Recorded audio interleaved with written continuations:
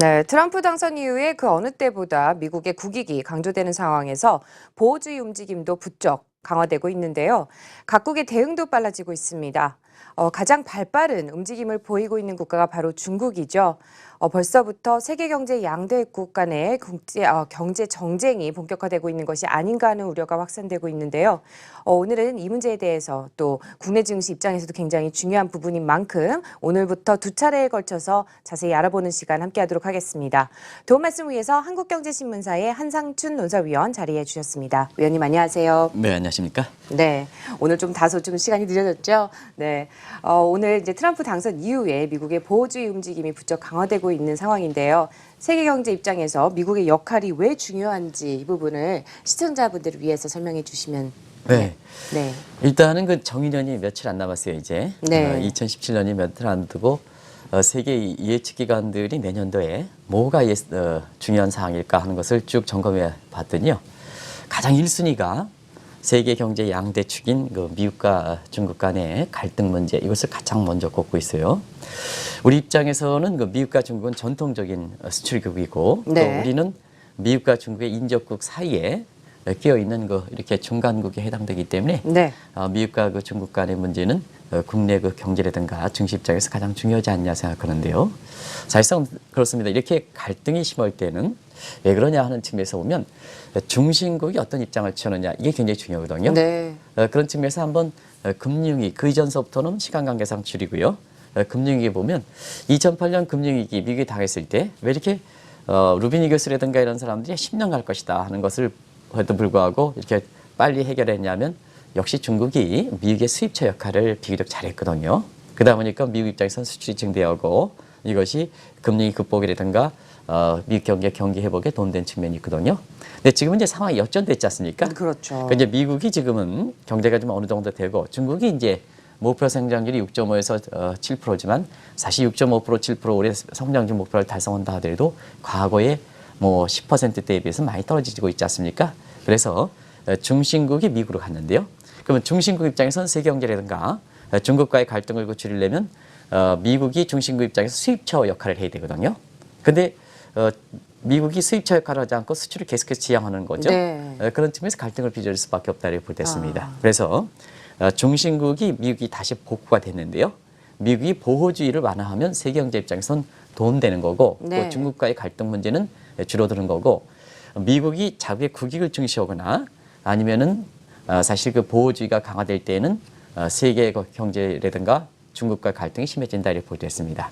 그런 측면에서 지금 중국과의 그 미국과의 갈등 문제를 그런 측면에서 보시면 아마 이해가 좀 비교적 쉽지 않겠나 생각합니다. 네. 특히 신흥국 같은 경우는 네. 세계가 하나이기 때문에 양대 중심 국가들이 이렇게 완화로 가느냐, 협력 관계로 가느냐, 아니면 갈등 관계로 가느냐에 따라서 신흥국은 우리 속담에 뭐 고래 등에 새우 등 뭐 터진다는 얘기가 뭐 있죠. 똑같하게 네. 신흥국들은 그렇게 해서 똑같이 영향을 받을 수밖에 없다 이렇게 보시면 되겠습니다. 네. 또 미국의 보호무역주의가 강화되는 움직임이 어떤 것이 있는지 우선 또 총괄적으로 좀 살펴보겠습니다. 위원님께서 생각하시기에는 어떻게 보이나요? 네, 국제관계, 특히 경제관계라는 것은 항상 협조라든가 갈등이 있는 겁니다. 그때그때 이해관계에 따라서 이게 이제 국제 실리 추구에 해당되는 국제관계고 그다음에 경제관계가 아니겠습니까? 그래서 항상 좋은 쪽으로 갈 수는 없습니다. 그리고 특히 다른 국가들이 경쟁 상대에 오면 갈등은 심해질 수밖에 없다 이렇게 볼 때 있는데요. 네. 중국의 부상과 함께 사실상 지금 트럼프 정부 와서 그 보호주의가 강화된다 하지만 우리가 금융위기서부터 따진다면 오바마 정부 때에도 역시 보호주의 움직임은 사실 있었다 이렇게 볼 때 있습니다. 그래서 오바마 정부 출범서부터 보호주의가 많았었죠. 그런 것을 좀 한번 보겠습니다. 오바마 정부 때 이 트럼프가 보호주의를 강화하다 보니까요. 사실 오바마 정부 때는 보호주의 움직임이 없었느냐 하는 이런 쪽에 정도 차이가 네. 있지 다 있었다. 그러니까 제가 시간 관계상 오늘 늦게 했으니까 자막 보고 얘기했습니다. 자막 좀 네. 주시기 바랍니다. 이렇게 보면 중국에 대해서 수출 비중이 높은 국가는 평가 절상 압력을 굉장히 했죠. 시청 네, 여러분도 그렇죠. 오바마 정부 출범 이후서부터 이 중국에 대해서 평가 절상 이렇게 굉장히 압력이 가했던 것은 사실이고 올해도 하더라도 BHS 법안, 베네 해책 카퍼 법에서 올해도 미국의 환율 보고서에서 중국에 대해서 위안화 평가 절상 청사를 계속해서 해온 거죠. 네. 그런 것이 사실상 오바마 정부도 계속해서 추진하고 있다 이렇게 볼 때 있습니다. 그리고 여기에 대해서 중국처럼 오래돼서 그렇죠. 이 오바마 정부 때에도 평가 절상했는데 중국이 위안화 절상으로 맞대응한다 하니까 결국 다른 측면에서 가는 거죠. 만덤핑이라든가 상계관세.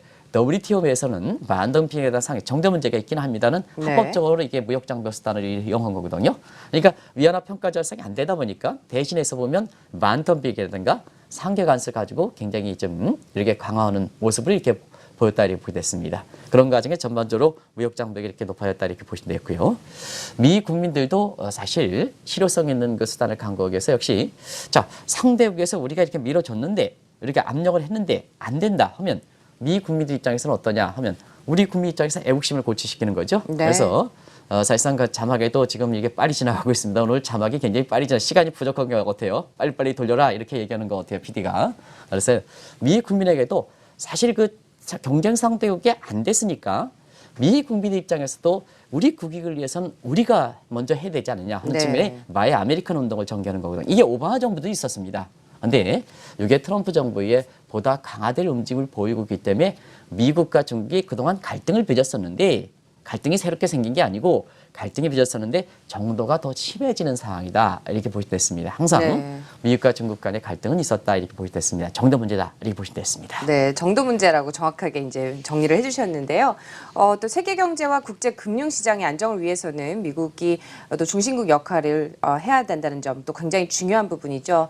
이러한 이렇게 중요한 시점에서 왜 미국이 보호무역주의를 이제 강조를 하고 있는지 이 부분에 대해서도 설명을 해주시면요. 네, 지금 이제 앞서 이렇게 나오신 분이 뭐 원달러 환율 문제도 얘기했고 그렇게 했습니다는 사실 내년 들어서는 굉장히 지금과 같은 환경이 달리 전개될 가능성도 높습니다. 네. 왜 그러냐면 지금 보면 우리가 이제 미국의 그 통상법 시리즈에서 201조 시리즈, 301조 시리즈 이렇게 쭉 이렇게 보면 또 지적재산과 관련된 스페셜 301조 시리즈 쭉 있거든요. 그런 가운데서 미국의 통상 역사상 가장 이렇게 그 보호주의 움직임이 가장 강해졌을까 어떤가 하는 측에서는 1980년대 레이거노믹스 시절 때를 보통 얘기하거든요. 네. 이때 왜 그랬냐 하면 뭐 아시겠습니다는 이때 당시에 사실상 그렇습니다. 이때 당시에 미국에서 이렇게 보면 경제가 스태그플레이션 상황이다 보니까 경기 침체하에 물가가 이렇게 올라가다 보니까 네. 결과적으로 보면 사실 그 경기가 회복되지 못한 상태에서 자국이 이걸 흡수할 수가 없다 보니까 다른 국가에 미룰 수밖에 없는 상태에서 이렇게 그때 당시에 미국의 그 통상기조 파고가 굉장히 높았거든요. 네. 지금은 상황 보겠습니다. 지금 이제 트럼프 정부에서는 레이거노믹스에서 1980년대 상황으로는 많이 빗대지 않습니까? 그렇죠. 그러면 지금 상황 보겠습니다. 지금 상황. 지금은 어떻죠? 지금은 역시 미국 경기가 회복된다 하더라도 금융위기에 지금까지 보면 미국 경제 성장률이 2% 못 미치거든요. 네. 그러면 최소한 미국 경제 잠재 성장률 아무리 낮게 잡아도 2.5%인데요. 지금까지 8년 동안 미국의 그 성장률을 보면 이렇게 GDP 갭상으로 보면 디프레 갭이 한 0.5%포인트 평균적입니다. 그렇죠. 이렇게 나와보니까 네. 경기가 제고되어 올라오지 못한다. 1980년대 상황과 동일하죠. 그런 상태에서 지금 미국이 무역 적자가 굉장히 확대되는, 재확대되는 추세거든요. 네. 그런 각도에서 보면 사실상 1980년대 상황과 이렇게 비슷하기 때문에 결과적으로 보호주의가 트럼프 정부 하에서 물론 특별히 국익이라든가 국익을 강조하는 측면도 있습니다는 역시 그런 건 개인적 상황이고 경제 여건을 볼 때는 1980년대 상황과 비슷하기 때문에 경제정책에서는 감세정책 같은 1980년대 레이거노믹스가 나오는 거고 그다음에 대외적인 통상파고에서는 그때 당시와 마찬가지로 통상파고를 높일 수밖에 없다 이렇게 보시됐습니다. 네. 그런 아주 명확한 근거가 있기 때문에 그렇다 이렇게 보시됐습니다. 네. 또 잠시 언급도 해주셨습니다만은 미국이 교역 상대국에 대해서 통상 압력을 가했을 때 이제 무역 적자 규모를 이제 잣대로 삼고 있는데요. 이 부분에 대해서 설명을 좀 들어야 되지 않을까. 네. 네, 그 문제는 아주 중요한 문제는요. 미국은요 무역 적자가 확대되면 재정 적자가 확대됩니다. 그래서 쌍둥이 적자 이렇게 하거든요. 네. 그래서 트윈 데피셔스 이어리가 1980년대 초반에 나왔었는데요. 결과적으로는 자 무역 적자 확대되고 재정 적자 확대되면 그 국가 입장에서 가장 중요한 것이 역시 재정 부분의 캐시플로우, 그렇죠. 그 다음에 외화 부분의 캐시플로우거든요. 두 개 전부 악화된다 하면 미국의 위상이 그대로 손상되는 거 아니겠습니까? 그렇게 되겠죠. 돈이 부족하니까 네. 전부 그렇게 보니까. 그래서 1980년대 초반에는 이런 쌍둥이 적자 이론이 나오면서 결과적으로 미국 자체적으로 해결할 수 없다 보니까 외환적인 측면에서는 1985년에 프라자 협정에서 일본에 대해서 아주 강하게 밀어붙이면서 그때 당시에 이제 미국의 무역 적자를 발생시키는 것이 일본이었었거든요. 네. 이게 인위적으로 조정하지 못하다 보니까 결국 일본에 대해서 강하게 밀어붙여서 1985년에 프라자 협정이라는 게 나온 상태거든요. 네. 그런 각도에서 보면 최근에 사실 트럼프 정부 들어오면서부터 미국의 무역 적자가 다시 확대되고 그다음에 재정 적자가 다시 확대되는 추세거든요. 네. 그러면 한동안 잊어버렸던 쌍둥이 적자가 지금 확대되는 추세거든요. 그럼 어떻게 되느냐? 자, 트럼프 정부에서 국익을 이렇게 증대시킨다 하는데 무역 적자 부분에서 외화 캐시플로가 줄어들지. 네. 그다음에 사실상 재정 부분에서 캐시플로가 줄어들지. 그리고 중국이 사실 미국과의 갈등 문제에서 세계 최대 채권국이었었는데요. 금리가 올라가다 보니까 채권 가격이 떨어지는 상황에서 중국 입장에서는 당연히 채권 가격이 떨어지면 자산분의 로스가 발생하는 거 아니겠습니까? 그렇죠. 실컷 중국 국민들이 많은 가정에서 달러를 벌어놔가지고 미국 국채에 사놨더니 미국의 금리 올리면서 국채 가격이 떨어지니까 중국 입장에서는 뭐 다 갈등 여부와 관계없이 국채를 내다 팔아야 되지 않습니까? 그렇죠. 이런 과정에서 국채를 내다 파니까 결과적으로 보면 사실 캐시플로가 더 악화되는 측면이거든요. 그러다 보니까 이걸 시장적인 측면에서 이걸 조정할 수 없으니까 사실 인위적으로 들어갈 수밖에 없지 않느냐. 그래서 네. 가장 이런 문제 원인을 제공하고 지금 미국과의 그 주도권 확보에 가장 그 갈등 관계에서 굉장히 높게 올라가는 중국에 대해서 1980년대에는 일본에 대해서 두들겨 팬 거고 네. 그다음에 이번 같은 경우는 가장 이렇게 무역 적자를 발생시키고 재정 적자를 발생시키는 원인 국가가 중국이니까 중국에 대해서 두들겨 패는 국가다 이렇게 보시면 되겠습니다. 이게 네. 남중국의 드론 문제라든가 이런 문제에서 나오는 문제는 아니다 하는 걸 네. 말씀드리겠습니다. 역사적으로 또 좀 골이 깊어지는 이제 상황인 것 그렇습니다. 같은데요. 네, 이미 미국의 또 정책 당국자들은 이제 근린 궁핍적인 달러 강세를 누그러뜨리고자 노력을 좀 하고 있고요. 실제로 또 효과를 좀 거두고 있다고요. 네, 실제로 효과를 이게 거두는 것보다는 사실 그동안은 미국 입장에서는 가장 여유를 가져갈 수 있는 대목이 역시 대외적인 측면이다 보니까 네. 결국 달러 문제거든요. 아. 자, 그다음은 지금 이제 미국 입장에서는 그 비정상적인 정책에서 이렇게 추진하다 보니까 네. 정책적으로 보면 굉장히 좀 이렇게 정책을 소위 추진하기가 쉽지 않은 여건입니다. 그렇죠. 금융 네. 부분에서 왕창 밀어주고 울트라 금융 완화 정책이고 실무 경제는 울트라 금융 완화 정책만큼 그렇게 강도 있게 이렇게 회복되지 못하다 보니까 미국 입장에서 거시경제 정책이 이렇게 추진하기가 상당히 어려운 상태거든요. 네. 그런 각도에서 보면 자 지금은 금융 완화 부분에서 경기가 제대로 생각하지 못한 상태에서 금융 완화를 계속해서 가져갈 때는 가격 변수가 밸류 대비해서 굉장히 떨어진 상태이기 때문에 또 다른 위기가 발생할 수밖에 없거든요. 네. 그러다 보니까 웬만큼 충족되면 금리를 올릴 수밖에 없는 겁니다. 금리를 올리다 보니까 어떻게 되겠습니까? 달러가 강세되는 거죠. 그렇죠. 그래서 그동안 버냉키 장이라든가 아니면 앨런 입장에서도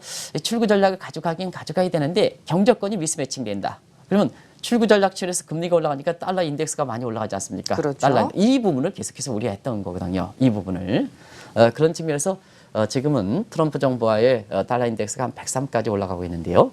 이걸 완화시키기 위해서 자 미국의 프라이스 메커니즘적인 측면, 시장 경제 측면에서는 달러가 미국의 금리 올려가고 경제권이 좋으니까 미국의 금리가 달러가 가치가 올라가는 것을 시장적으로 조율을 설 수 없지 않습니까? 네. 지금 상태에서 미국이 달러 강세되면 무역 적자가 더 확대되니까. 네. 그래서 결국 오바마 정부 시절부터 환율 보고서에서 보다 강화된 의회 입장이 반영된 BHC 법안과 같이 강화돼서 올해 들어서 환율 보고서를 통해서 인위적으로 환율 감시 대상국을 중국, 한국 이런 국가에 했는데요.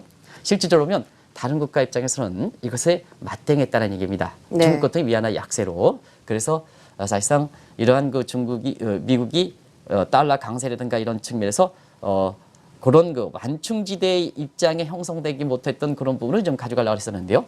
다른 때와 달리 미국의 주도권이 확실하게 확보되지 못하다 보니까 다른 국가들이 반발하는 과정에서 사실상 4월 달에 환율 감시 대상국이 5개국으로 지정됐으면 자 빨리 고쳐라 이런 얘기에서 미국에 시그널 줬는데요. 오히려 고치지 않고 각국들이 반응하다 보니까 10월 달에서 4월 달에 지정했던 환율 감시 대상국 5개국이 그대로 지정됐고 네. 그다음에 스위스가 추가되고 그래서 환율 감시 대상국에 지정됐던 국가를 좀 시간이 가면 갈수록 압력이 늦으니까 이게 좀 개선해야 되는데요. 과거 같은 미국의 위상이 높을 때는 반드시 미국이 무서워서 개선했거든요. 했죠. 근데 지금은 오히려 각국들이 반응하는 과정에서 오히려 이렇게 환율 보고서에서 환율 감시 대상국에 들어가는 지정하는 국가는 더 늘어난다 이렇게 보시면 되겠습니다. 네. 또 중국이라든지 한국이 최근 들어서 또 우려하고 있는 부분이 있죠. 바로 미국의 바이 아메리칸 정책인데요. 이 바이 아메리칸 정책은 무엇인지 설명해 주시면요. 예, 결국은 이제 정책 스타일로 미국의 목적을 달성하지 못했을 때는 결국 이렇게 애국심으로 호소하는 거거든요. 지금 이제 세계 각국들이 애국심 많이 호소하지 않습니까? 네. 이 트럼프 정부의 선거 과정 이렇게 보면은 역시 애국심을 가장 호소했던 게 이제 먹힌 측면이고요. 네. 그다음에 유럽 같은 경우에는 좀 극우 세력이 지금 뭐 이태리라든가 프랑스라든가 이런 거 극우 세력들, 영국의 브렉시트 문제도 극우 세력에 해당되는 이런 문제인데요. 역시 극우 세력의 가장 상징적인 문제는 이렇게 애국심을 공채우는 거 아니겠습니까? 그렇죠. 그런 측면에서 지금 트럼프 정부의 국익 증대다, 국익 회복이다 하는 측면이지만 그 바탕에 있어서는 애국심을 호소하는 문제다 결부되어 있다고 보겠습니다. 그러면 애국심과 자 경제는 어떤 문제일까 하는 측면에서는 애국심 오면 가장 좋은 게 뭐냐? 경제 측면에서는 미국 제품만 쓰려는 거죠. 가격 여부와 네. 관계없이. 그래서 1930년대 여러 가지 정책 수단, 보통 정책 수단이니까 시장 메커니즘을 풀어가지 못할 때 미 국민들의 애국심을 고취해서 나온 것이 소위 스무트 허레이법이거든요. 네. 그게 배태가 돼서 마이 아메리칸 액트에서 마이 아메리칸법이 나온 겁니다. 네. 최근에 보면 트럼프 정부의 마이 아메리칸 액트에서 BBA 이렇게 해서 나오는 이유도 그와 같은 맥락이다 이렇게 보겠습니다. 이렇게 남중국 해 뭐 이렇게 갈등 문제 그러고 하면 외신에서 나오는 그런 문제 하면 이 근거를 이렇게 잘 못 잡거든요. 그런 측면에서 사실 내년도에 각 예측서에서 세계 경제 입장이든 국제금리 시장에서 가장 큰 현안으로 미국과 중국의 이렇게 갈등을 꼽는 것은 공화당 정부의 트럼프 정부가 들어오다 보니까 과거의 맥락상을 보면 1980년대 내지는 미국 경제가 어렸을 때 1930년대 이와 같은 것과 맥을 같이 하기 때문에 결과적으로는 많은 무리가 있는데도 불구하고 미국의 보호주의를 강화되는 입장이다 이렇게 보겠습니다. 네. 또 그 어느 때보다도 또 당면한 현안을 풀어가기 위해서는 협조와 또 공조가 필요한 시점이 아닐까 싶습니다. 근데 이렇게 또 각국이 그 보호주의와 또 이기주의로 갈 때에는 세계 증시 입장에서도 분명히 이제 또 악영향이 이제 존재를 하게 될 텐데요. 이 부분에 대해서는 어떻게 보고 계세요, 위원님? 내년도의 증시 여건은 비교적 괜찮다 이렇게 이제 보여집니다. 왜냐하면 사실상 뭐 오늘 한국경제신문의 칼럼에 이상진 신용자산운용 사장인가요? 이분이 네. 이제 한국경제 칼럼을 쓰는데 내년도에는 골드라스가 올 수 있는 여건이다 이렇게 얘기하거든요. 이런 저도 10분 거기에 대해서 상당 부분 이제 동조를 합니다. 근데 가장 관건이 되는 것은 그러한 그 골드라스 증시가 올 수 있는 여건 자체에서 가장 장애인이 뭐냐 하는 측면에서 보면 네. 트럼프 정부에서 이기주의가 이렇게 강화되고 또 트럼프 정부에서는 다른 국가 입장에서는 대응하기 상당히 좀 어렵다는 얘기입니다. 왜냐하면 극단적 보호주의로 가면 미국도 어려워지니까 네. 차별적 각국과 이해관계에 맞춰서 사실상 보호주의 강도를 달리 가는 차별적 보호주의로 간다는 것이 지금 이렇게 나오는 거 아니겠습니까? 네. 그러면 보호주의가 일괄적으로 강조되면 뭐 WTO 규범에 제선되든가 뭔가에서 일괄적으로 이걸 각국들이 공동 대응할 수가 있는데 문제는 장현커한테는 이런 이해관계가 있기 때문에 이렇게 보호주의 정도를 하고 한성춘에 대해서는 이런 관계가 있기 때문에 이렇게 보호주의 되고 다른 사람한테는 다른 것 같기도 하면 사실 각국들의 대응이 사실 단독 플레이를 해야 될 수밖에 없죠. 그렇게 되겠죠. 장현커는 미국에 나는 네. 미국에 서로 보호주의 강도가 다니까 네. 이게 트럼프 정부의 교묘한 보호주의거든요. 보호주의거든요. 그런 각도의 공동 대응이 어렵다는 얘기입니다. 그러다 보니까 사실상 각국들이 그 각자 도생해서 이 보호주의 중에 각자 도생을 했거든요. 이 과정에서 소위 스파게티 그 갈등이라는 게 나옵니다. 네. 이게 무슨 얘기냐면 국제무역에서 보면 사실상 법을 제정할 때는 상호주의 원칙에 따라서 장현커나 나나 장현커에 대해서 이거 하나 주면 사실 한성춘 나라에 대해서도 이거 하나 줘야 되는 것이 국제 상호주의 원칙이거든요. 네. 저희들이 국제협상에 참여할 때는 반드시 이게 굉장히 중요합니다. 근데 이게 반대적인 측면에서 사실상 뭐냐? 이렇게 장현커랑 나랑 대응할 때 이게 원칙이 안 된다면 각자 도생하다 보니까 결과적으로 보면 각국들이 서로 가는 과정에서 자 협력의 우위가 미국에 있죠. 위에 있다 그렇죠. 보니까 네. 다른 국가 입장에서는 상당히 대응하기 어렵다는 측면입니다. 이것이 이제 트럼프 정부에서는 보호주의가 극단적 보호주의 가지 않더라도 차별적 보호주의가 가는 상태에서 상당 미국의 이익을 성취할 수 있지 않겠느냐 이렇게 보고 있는데요. 결과적으로 보면 각국들이 서로 다른 대응을 하다 보면 국제 규범을 정해놨어도 이 국제 규범의 이행력, 강제력이 떨어지고 그다음에 사후적으로 이 국제 규범을 어겼을 때 WTO, DSB 분쟁 처리 기구에 넣었을 때도 네. 각국들이 서로 다르니까 국제규모의 이생적 강제력이 떨어지다 보니까 이걸 사후적으로 처리할 길이 없다는 얘기입니다. 네. 그런 측면에서 보면 내년도에 이사장께서 제시한 것처럼 뭐 국제유가가 올라가지도 내려가지도 않다, 뭐 여러 가지 각도에서 이렇게 얘기하고서 이런 거지만 내년도에 왜 대부분 예측 기관들이 내년에 가장 큰 이슈로서 미중 간을 비롯한 각국들의 갈등 문제를 꼽느냐 하면 그런 측면에서 우리가 이해될 수 있다. 그래서 공동 대응이 어렵다 하는 측면입니다. 그런 것이 이제 내년도에 세계 경제라든가 국제금융시장 모습, 환율시장 모습이 좌우되지 않겠나 이렇게 보고 있습니다. 네. 또 대외 환경에 또 크게 의존하고 있는 우리 경제 특성상 미국의 통상 압력이 이제 강화가 될 경우에 우리 어느 이제 국가들보다도 타격이 가장 크게 되겠죠. 어떤 노력이 필요한지 이 네. 부분에 대해서 말씀해 주시면요. 예, 사실상 지금 이렇게 보면 지금은 트럼프 정부가 출범하기 직전에 과도기정 단계입니다. 네. 그리고 트럼프 정부는 누누이 말씀드리는 뉴딜 정책이라든가 감세 정책을 재정 적자가 돼서 미국의 국채 금리가 올라가는 이런 상황이기 때문에 과도기적인 상태에서는 사실상 원달러 환율이라든가 이게 조금 올라갈 수가 있습니다. 네. 지금 이제 원달러 환율이 1,180원인데요. 사람들이 슈퍼달러라 이렇게 얘기하는데요. 그건 상당히 잘못된 평가다. 왜냐하면 원달러 환율이 올해 2월 달에 시청자 여러분 1,245원이었는데요. 1,245원. 지금 1,180원이거든요. 근데 이게 어떻게 슈퍼달러입니까? 그리고 지금 뭐 트럼프 정부에 하면서는 미국의 금리가 올라간다, 미국의 금리 올라간다 해서 다시 또 1,300원, 1,300원 이렇게 전망해서 이렇게 되는데요.